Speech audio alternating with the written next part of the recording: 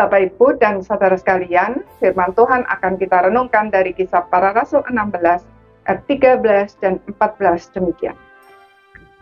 Pada hari Sabat, kami keluar pintu gerbang kota. Kami menyusur tepi sungai dan menemukan tempat sembahyang Yahudi yang sudah kami duga ada di situ.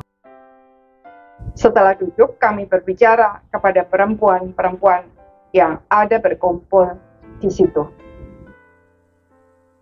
Seorang dari perempuan-perempuan itu yang bernama Lydia turut mendengarkan. Ia seorang penjual kain ungu dari kota Tiatira yang beribadah kepada Allah. Tuhan membuka hatinya sehingga ia memperhatikan apa yang dikatakan oleh Paulus. Saudara-saudara sekalian, salah satu tujuan Tuhan mengutus Paulus ke Makedonia adalah agar ia memberitakan Injil kepada Lydia, seorang penjual kain ungu dari kota Tiatira.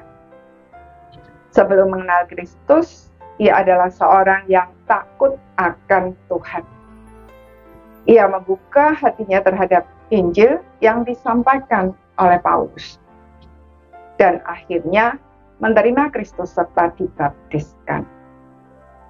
Imannya dibuktikan dengan mengajak Paulus ke rumahnya untuk selain memberi tumpangan, tentu agar ia dan seisi rumahnya dapat belajar firman Tuhan lebih dalam lagi.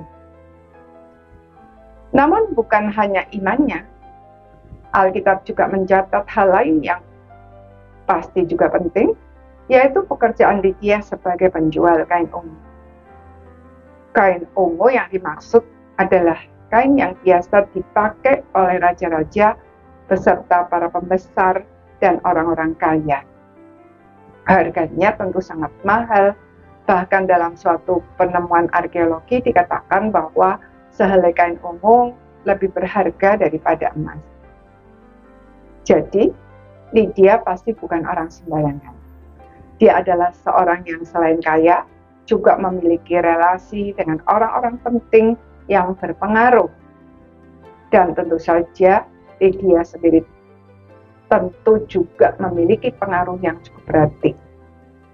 Maka, pertobatannya pasti memiliki nilai penting bagi pekabaran Injil dan pengembangan gereja di Asia Kecil saat itu. Saudara, rancangan Allah sungguh sempurna, bukan? Maka, jika kita ingin hidup kita benar-benar bermakna dan pelayanan kita mendapatkan hasil yang maksimal serta bernilai kekal, merencanakan masa depan tentu harus kita lakukan dengan baik. Tetapi ketika Tuhan memimpin kita untuk mengikuti jalan yang berbeda, kita juga harus siap untuk menanggalkan agenda kita sendiri dan mengikuti pimpinannya dengan taat dan setia. Diakui ataupun tidak, sebenarnya kita tidak tahu apa-apa tentang masa depan. Tuhan satu-satunya yang Maha Tahu dan oleh karenanya dapat merancangkan segala sesuatu dengan sempurna. Kiranya Tuhan memberi kita hati yang peka dan sigap untuk memahami dan mengikuti pimpinan Tuhan, sekalipun berbeda dengan apa yang kita inginkan. Mengikuti pimpinan Tuhan adalah satu-satunya cara hidup yang layak untuk kita hidup. Amin.